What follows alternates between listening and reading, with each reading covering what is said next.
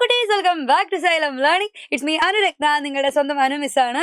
Okay, എന്നെ കുട്ടികളെ എല്ലാവരും നമ്മളെ ഹൗ മച്ച് ഓഫ് 100 എന്നുള്ള ചാപ്റ്റർ നല്ല അടിപൊളിയായിട്ട് പഠിച്ചുകൊണ്ടിരിക്കുകയാണല്ലേ. അതിൽ കുറച്ച് വെറൈറ്റി ആയിട്ടുള്ള, കണ്ടാലും പെട്ടെന്നൊന്നും കൺഫ്യൂസ്ഡ് ആക്കുന്ന ഒരു ക്വസ്റ്റ്യൻസ് ഉണ്ട്. അപ്പൊ അതൊക്കെ നിങ്ങൾ നല്ല അടിപൊളിയായിട്ട് ലൈവ് ഒക്കെ കണ്ട് പഠിച്ചതാണ്. എന്നാലും അതിലൊരു സംശയം ഉണ്ടെങ്കിൽ നമുക്ക് അതിന്ന് ക്ലിയർ ചെയ്യണം. അപ്പൊ നമ്മളെ ബോർഡിൽ ക്വസ്റ്റ്യൻ എന്റെ മക്കളെ കാണുന്നുണ്ടാവും. ഒരു PSC മോഡൽ ക്വസ്റ്റ്യൻ ആണ് അല്ലെ. നിങ്ങൾ ഈ ക്വസ്റ്റ്യൻ ഒന്ന് സ്വന്തമായിട്ട് ചെയ്ത് നോക്കിയിട്ട് ചേട്ടന്മാരോടും ചേച്ചിമാരോടൊക്കെ ഒന്ന് ചോദിച്ചു നോക്കാം.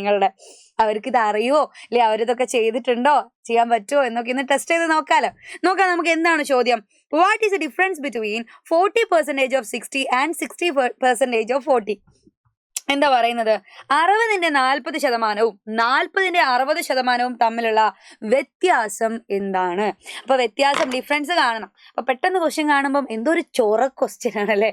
അപ്പം വേഗം ചെയ്യാൻ വളരെ സിമ്പിൾ ആയിട്ട് ചെയ്യാൻ പറ്റുന്ന ക്വസ്റ്റ്യൻ. നിങ്ങൾ ഓരോന്നും കണ്ടുപിടിക്കാം. 60ന്റെ 40% അല്ലെ. ആദ്യം തന്നെ നമുക്ക് അത് കണ്ടുപിടിക്കാം. 40% ഓഫ് 60. 60ന് 40%. എങ്ങനെ കണ്ടുപിടിക്കുക?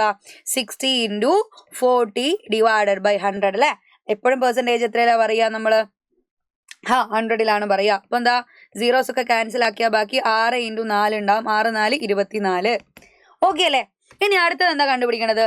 60% ഓഫ് 40. അപ്പൊ അതും കൂടെ ഒന്ന് ചെയ്താലോ. 60% ഓഫ് 40. 40ന്റെ 60% എന്ന് പറഞ്ഞാൽ 40 × 60/100 അല്ലെ. 100ലെ ഓരോ 0 ക്യാൻസൽ ആയി. ബാക്കി എന്ത് വരും? 4 × 6. 4 6 24 തന്നെ കിട്ടി. ഇതിന് രണ്ടിന്റെയും ഡിഫറൻസ് എന്താണ് എന്നാണ് നമ്മളെ ചോദ്യം. അപ്പൊ ഇതിന്റെ രണ്ടിന്റെയും ഡിഫറൻസ് എന്ന് പറഞ്ഞാൽ ആൻസർ കിട്ടി 24ന്റെയും 24ന്റെയും കൂടെയുള്ള ഡിഫറൻസ്. 24ൽ നിന്ന് 24 മൈനസ് ചെയ്താൽ നമുക്ക് എത്രയാണ് ആൻസർ കിട്ടുക?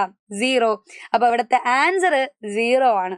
അപ്പൊ അങ്ങനെയുള്ള കുറച്ച് ക്വസ്റ്റ്യൻസുകൾ നിങ്ങൾക്ക് ടെക്സ്റ്റ് ബുക്കിൽ അതിന്റെ ഇടയിലൊക്കെ ആയിട്ട് കൊടുത്തിട്ടുണ്ട്. അപ്പൊ പെർസെൻറ്റേജ് കണ്ടുപിടിക്കാൻ മാത്രമല്ല,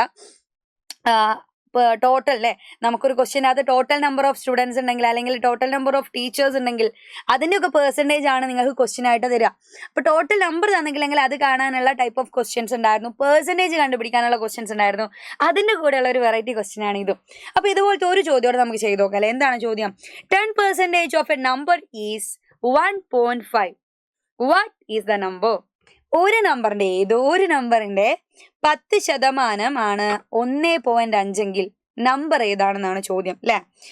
ഒരു സംഖ്യയുടെ 10%. നമുക്ക് നമ്പർ അറിയില്ല, സംഖ്യ അറിയാത്തതുകൊണ്ട് നമുക്ക് എങ്ങനെ എടുക്കാം അതിനെ? ഈ എക്സ് ആയിട്ട് എടുക്കാം. എക്സ് എന്ന് പറയുന്ന നമ്പറിന്റെ എത്ര ശതമാനം എവിടാ? 10%. അപ്പൊ 10%നെ നമുക്ക് എങ്ങനെ എഴുതാം? ഔട്ട് ഓഫ് 100ൽ എഴുതാം അല്ലെ. അപ്പൊ എക്സ് × 10/100 ആണ് 1.5 എങ്കിൽ നമ്പർ ആരാണ്? എക്സ് ആരാണെന്നാണ് ചോദ്യം. അപ്പൊ നിങ്ങളൊന്ന് ചെയ്ത് നോക്കിക്കേടാ. എക്സിന് മാത്രം ഇവിടെ വെക്കുക.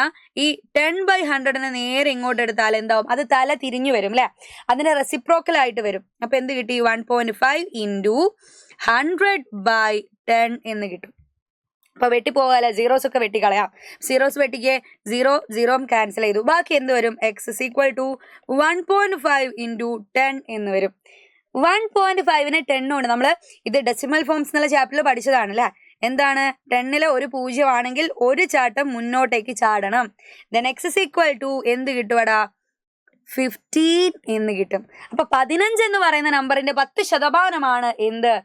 1.5 എന്ന് പറയുന്നത്. അപ്പൊ ഇങ്ങനെയുള്ള ചോദ്യങ്ങളൊക്കെ ഈ ഒരു ചാപ്റ്ററിന്റെ അകത്തുണ്ട്. അപ്പൊ നിങ്ങൾ എന്ത് ചെയ്യുക? അങ്ങനത്തെ ക്വസ്റ്റ്യൻസ് ഒക്കെ ഒന്ന് എടുത്ത് പ്രാക്ടീസ് ചെയ്ത് നോക്കുക. ചാപ്റ്ററിൽ എവിടെയെങ്കിലും എന്റെ മക്കൾക്ക് കൺഫ്യൂഷൻ ഉണ്ടെങ്കിൽ അതൊന്ന് കമന്റ് ബോക്സിൽ അറിയിക്കുക. അതിന്റെ ആൻസേഴ്സ് ഒക്കെ ആയിട്ട് എന്ത് ചെയ്യുക? അടുത്തൊരു ക്ലാസ്സിൽ നമുക്ക് ഇനിയും കണ്ടുമുട്ടാം. ഓക്കെ, അപ്പൊ പുതിയൊരു ക്ലാസ്സിൽ കാണുന്നത് വരെ ബൈ ബൈ, സീ യു.